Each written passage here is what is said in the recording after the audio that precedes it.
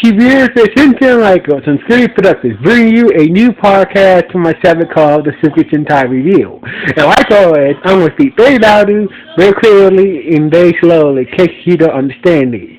Also, I try to do my best not to breathe so hard during this audio podcast recording as well, not to cause any audio feedback during this audio podcast recording. Anyway, and finally, this if you're under 18, this podcast will attend from adult language. So basically, once again, if you're under 18, this audio podcast recording will change to adult language. So anyway, with this and everything else out the way, let's get into this review. Before I do, I have to say, if you're wondering what the noise in the background,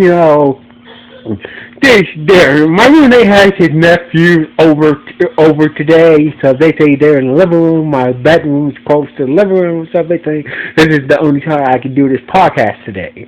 So anyway, just to let you know, if you wonder what the noise in the background, that's just my roommate and his nephews playing in the living room, playing Xbox and whatnot. So basically, in case you're wondering what the noise in the background is. So anyway, let's get into the latest episode of Lifting with this versus Patranger. So basically, this episode starts off with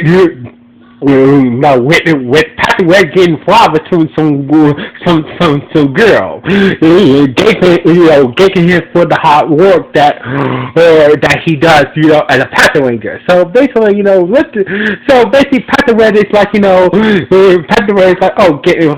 is these flowers will burn up our office back at Global Police Headquarters very well. So basically, Lupinranger gave him, gave this girl named Maya, her name, Mana, a record that he gave her a record there,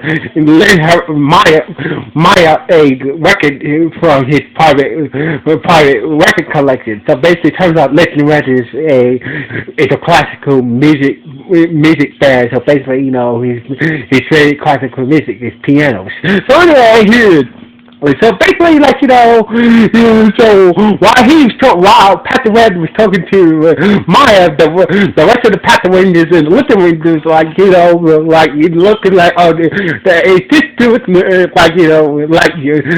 it's quite obvious that the girl is trying to hear, even though she was kind of shy, it's quite obvious that, she does have feelings to Patranger in her own way, but hitting on Patranger, but it seems like Patranger is too stupid to realize that. So anyway, the boy, so basically. So basically, Patranger and the rest of the Patrangers left the restaurant. Patranger took the flowers and whatnot, and so basically, so as for Mars, she left for a few minutes after the Patrangers did. So basically, the rest of the other Patrangers and the Lupinrangers were like, what the? Honestly, I don't know how can he not see that the girl has feelings for him. So basically, so basically, while outside, honestly, Patrick is that girl kind of likes you, was getting hints that Maya likes you, but Patrick was like, oh no, we just friends, we just had the same taste in music, so basically he's not getting his first stick head that the girl Maya likes him. So basically, Patranger is like, forget it. So basically, meanwhile, we see Lupinranger with Maya,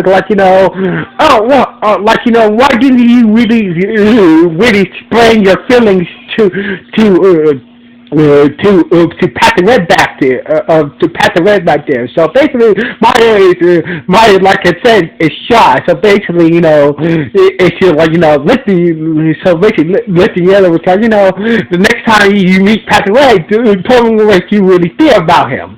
So basically, that's when a new gang with monster named Nero showed up. Never had this rule, so basically never thing with this monster power is he could put people to sleep and trap them in a perfect dream world. So basically, Nero's power is he puts people to sleep and they trap people in a perfect dream world while their bodies wither and die in the real world. So basically, Lupin could transform to Mars. So basically, she contacted the other Lupinrangers that showed up and started to battle Nero while Lupin Yellow and got away with Maya to a safe place. So basically, during the battle, Nero had activated his lifted idol in his body set that made one of his that summoned this stretch tentacle that threw him from lifting blue and lifting green grass, and he got away. So basically, while Lifted Blue and Lifted Red got, was kind of aggravated that, that Nero got away, Lifting Yellow went to accompany Maya to her house. Turns out the flaw was that she gave Pat the Red actually came for her guard. Turns out that she's leaving tomorrow night to go to school at Archer for a special mission to school in Archer for music training and shit to play the piano. So basically she wanted she tried to make her feelings to Pat the Red, but she got shy. So basically, Lifting Yellow is like, I will help you find finally get you. I will help you finally make your feelings to Pat the Red, no matter what. Meanwhile, later that night, we see the Lupinranger talking to Mr.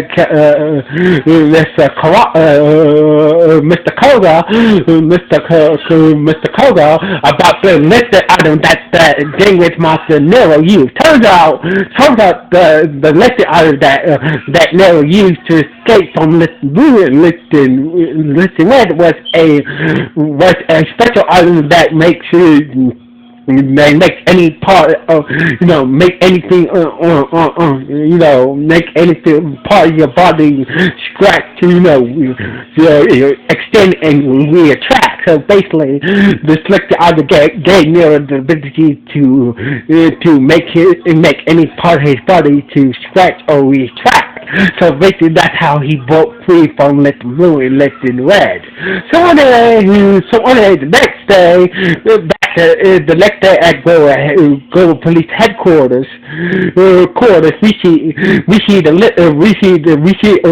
Patrangers talk about everybody's in this dream state and whatnot. So basically, during this whole while the Patrangers were being briefed about what the Gangwitch Monster Nero did to the people, Patrick Green got a call from Lifting Yellow that he needed to talk to Pat the Red. So basically,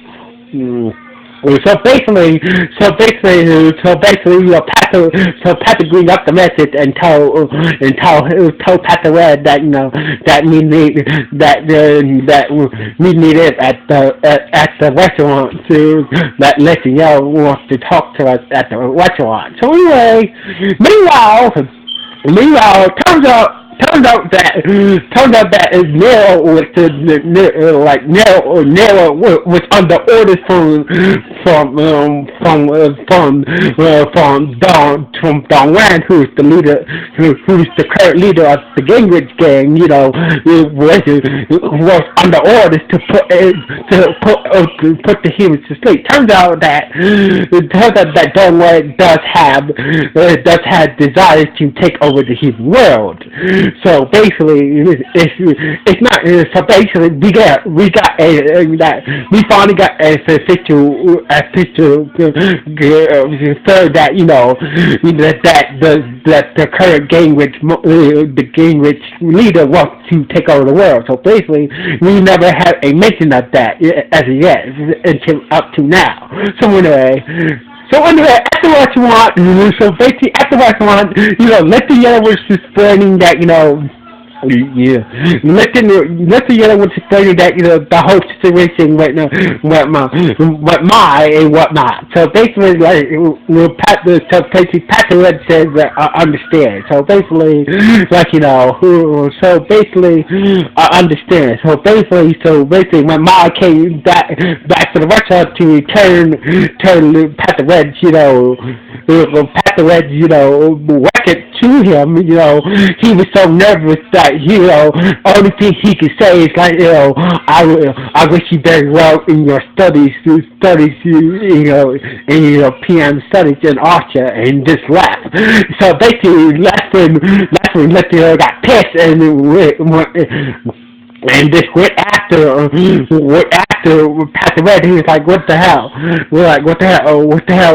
What the hell was that? Why didn't you try to, honestly, it's quite obvious you do have feelings towards mine. Why didn't you tell her? So basically, Patranger says, long as the Gingrich gang is still out there, my first duty will be to take them down no matter what. So basically, I do. So basically, Patranger said I do have feelings to her, but long as the Gingrich gang is out there. Long as the gang is out there and the monsters, that I can't afford to be distracted from my duty. So basically, lifting thought he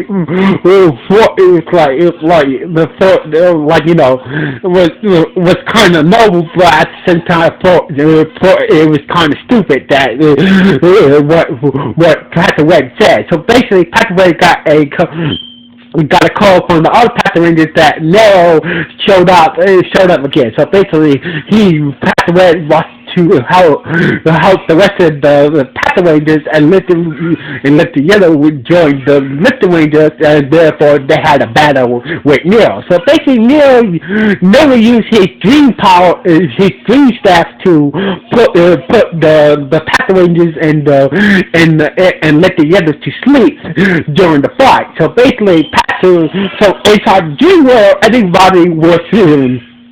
everybody had their perfect dream. So basically, there's trapped in the dream world. So basically, Pastor Pig's dream was all about having all stuffed animals. Pastor Green's dream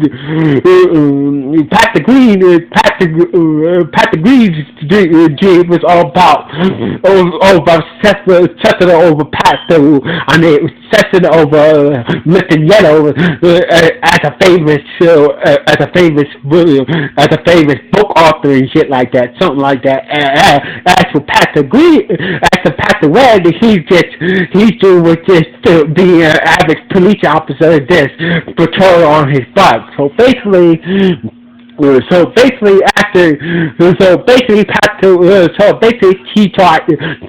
Patranger tried to snap him out of it, but so far it was no luck. So basically, she remembered the song. So basically, she remembered the song off the album that Patranger gave, his favorite song off the album that he gave Mike to borrow. So basically, she started to sing it,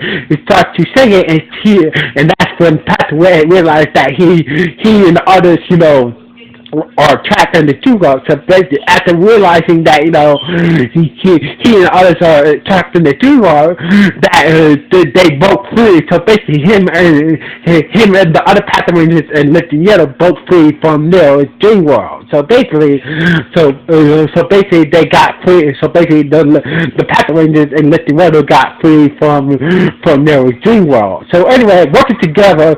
So basically, in the only way, working together with the good striker, the pathways. So basically, the good striker showed up. It looked like it was about to help out the Lifting Raiders, but instead, it helped out the pathways. So basically,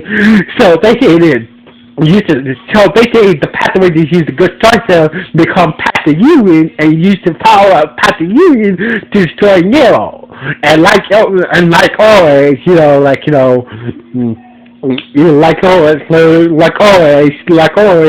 God shows up and God shows up and make Nero and the other Gingrich monsters from the previous episodes grow. Basically make Nero grow. So God showed up, use her to make Nero grow. So anyway. So basically, using the powers of, using the good structure, the Pathway used formed the Patranger Megazord and used the powers of the crane, the